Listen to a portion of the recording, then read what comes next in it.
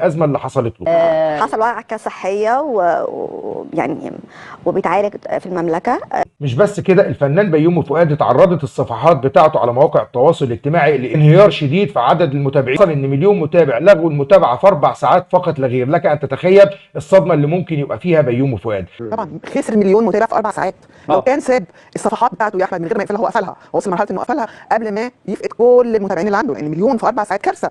مش بس كده يا جماعه، ده حصل ان هم في ناس نشرت رقم على مواقع التواصل الاجتماعي عشان الناس تبدا تتصل بيه وتشتمه وتهينه.